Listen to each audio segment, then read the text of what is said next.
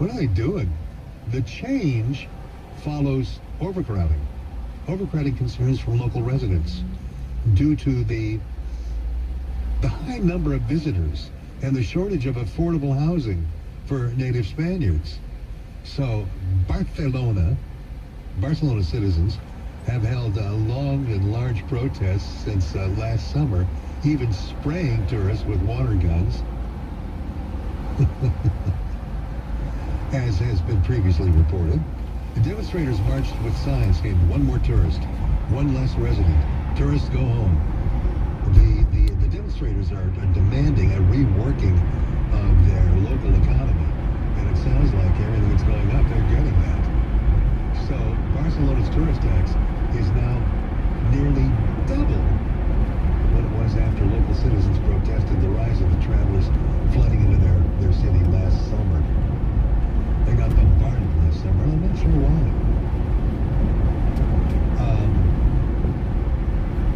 Barcelona has been handed to the tourists. So says one individual by the name of Andrew Martinez. He's a comedian. And he's, there's a fight to give Barcelona back to its residents. He said the rent has risen over 30%, with apartments in the neighborhood continually being rented out for short-term vacation use instead. And the regional parliament of Catalonia is now saying they're planning to ban all of the short-term rental accommodations by 2028. I don't think that this added expense is fair. Quote, short-term rentals in Barcelona have been stagnant for years, remaining at around 10,000 since 2014, 10,000 euros, according to figures from, Barcelona City Hall. So Barcelona City data indicates that 850,000 homes exist in Barcelona, making the 10,000 or so short-term rentals, a fraction of the total housing. What's causing all this? Well, what's going on? So Barcelona citizens have held a large protest last summer, with some spraying tourists with water guns, different colors, to register their dismay and their presence. There's an Italian nurse by the name of Irene Verrazzi who visited the city. She's telling Reuters that Barcelona is already very expensive, and I would probably not visit again. I don't think that the added expense is at all fair. They've already made more money from the tourists spending in the shops, spending in the monuments, the monument stores. Barcelona hotel owners have expressed great concern over the tax rise that could deter many people from visiting. Yeah. So Barcelona's hotel group and the general director is telling Reuters that the proposal to monitor the taxes and the impact and raise them gradually instead were ignored. So in 2025, 96.8 million people visited Spain. And one day they're going to kill the goose that lays those golden eggs. So says the mayor.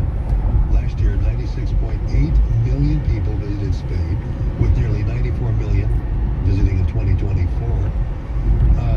No wonder the president's met in Spain. President Trump is very angry in Spain. Has cut them off from a lot of stuff. I wonder if this has anything to do with it. There's this gigantic tax to tourism.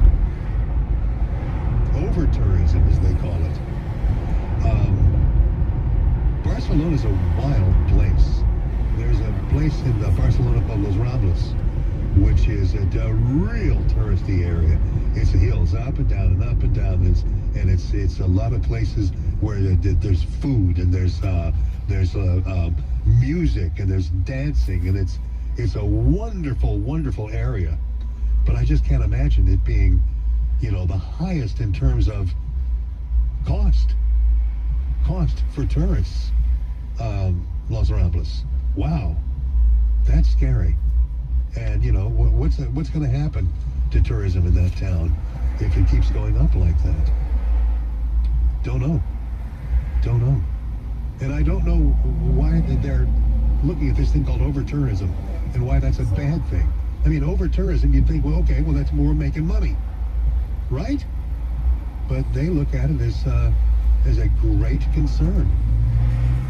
So they doubled the visitor tax to become the highest amid over-tourism concerns. And it's scaring a lot of tourists away. And many of them are Americans, by the way. Because we like Los Ramos, don't we? No. We do. Fun place. You ever been there? And closing off today, VHS tapes are now worth big bucks. Could you ever imagine that? And there's these New Jersey shops that are cashing in on this retro rewind. It's hard to believe that VHS tapes are worth a lot of money. Can you believe it? In today's world, instant gratification of the streaming services and endless, scrolling of some film fanatics are yearning for a simpler time and a dose of nostalgia. Enter, the Reddit communities and Facebook groups where VHS collectors swap stories and share photos of their collections and recent finds. And all of a sudden, these things are now worth a ton of dough. And across New Jersey, these vintage shops, and even some of these vintage shops, even accompanying like a vegan cafe, they've taken that a step further.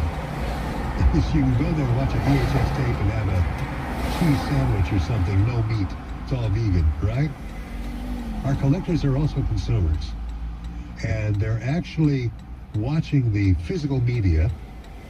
We don't have any people buying that from us with no intention of enjoying the tapes or even flipping them for a profit. But yet, the profits they make.